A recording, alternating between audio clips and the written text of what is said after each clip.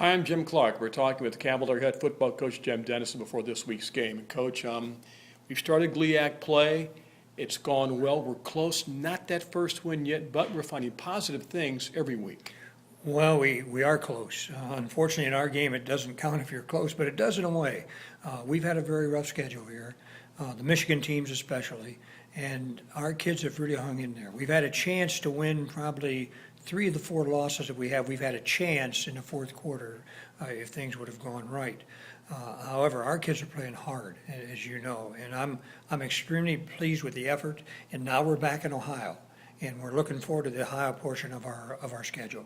You like to see guys step up. 2 weeks ago, Kevin Besser steps up in Michigan, up in the Michigan game with Ferris State, plays very well. Goes down Saturday night. Jack Dawson, the senior, does what seniors do at the game of his life at ODU. Well, I think that's true, and we have 2 fine quarterbacks in both Kevin and Jack. Jack is our senior. We want him to do well. We love senior leadership, and Jack is a good leader. He came in and did the job that we thought he would do, and he threw the ball well, and you know he can run it. So we're happy with that situation, and I think we'll be a little bit healthier this week than we were last week.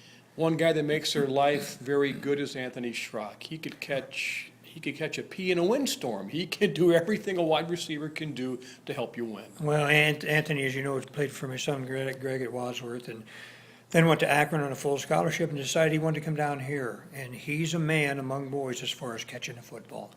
He catches it. You know, when you have the little fade route, he goes up one-on-one. Most of the time, he comes down with the football. He's our go-to guy, and he had an excellent game. In fact, I think he set a school record last week. And last week, Darryl Gary steps up, his best game of the season. It's always good to have 2 guys out there like that. Well, Darryl is good, and Robert Wigfall is also very good. You know, we had a little setback in Danny Reed, who broke his collarbone. But the 3 guys that we have playing right now are very good, along with LJ. LJ Sutton has done a good job. I think the wide receivers still remains a strength on our football team. On the defensive side, they've been solid all season long. Old faces, new faces. One of the new ones, Sir Taylor, leads this league in tackles right now. A Youngstown State transfer. He's been a solid find for you guys. Sir Taylor has been very good, and our entire defense has played well. We hit a little snag last week at ODU, but that was because ODU is very, very good offensively. And the thing I liked about our game last week, statistically, they should have had a lot of points. But in realism, when we looked at the scoreboard in the fourth quarter, we were still in the ball game to win it.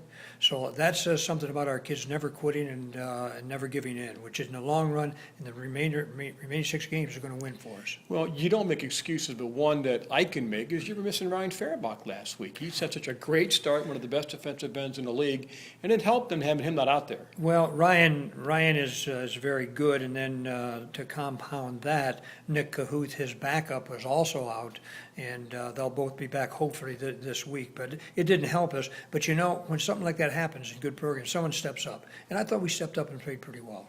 This week, Malone. It's our first GLIAC game with them. They got their first win in the GLIAC against Tiffin last week.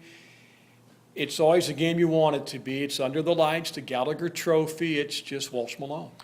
This is the rivalry, and it's a great rivalry.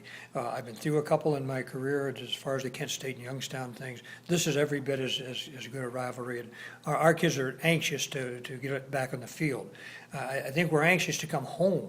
We've been away 4 of our first 5 ball games, and now we get to come home and play Malone, the crosstown rival, and this is a good week. It's what college football is all about. What will they show us offensively and defensively? Well, I think defensively they're going to do the same thing they've done the last 2 years as we will offensively. So it's going to be 2 known commodities going against each other. On offense, I think they're better than they were last year. They've got a couple good quarterbacks. They've got a lot of new players, and they've got a real good threat at wide receiver and tailback. So we're looking forward to a real good ball game, and as it always is. And 6 o'clock, guys will be hungry by then. Yeah, it's gonna wanna 6 hit. o'clock. Whether it's, I think we're hungry right now for a win, but at 6 o'clock, that's a great game. I hope we can get a great crowd out there. Thanks, Jim. Good luck. Thank you. Cavs football this Saturday at home. Fawcett, 6 o'clock. Malone. It's Walsh's home game.